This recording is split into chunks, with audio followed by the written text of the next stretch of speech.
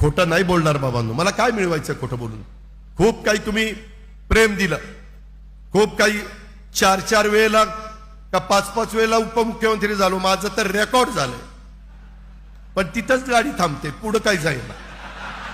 मला मनापासून वाटतं की मी राज्याचा प्रमुख व्हावं.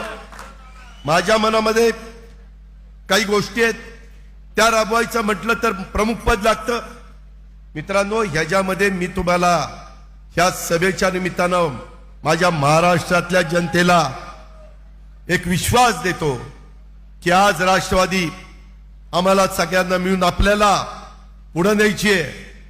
चिन्हही आपल्याकडे राहायचंय, पक्षही आपल्याकडे राहायचा आहे, त्याला कुठेही दृष्ट लागून द्यायची नाही.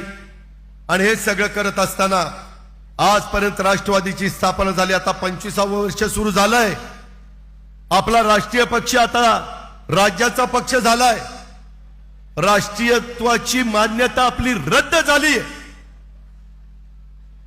ती परत आपल्याला मिळवायची आहे.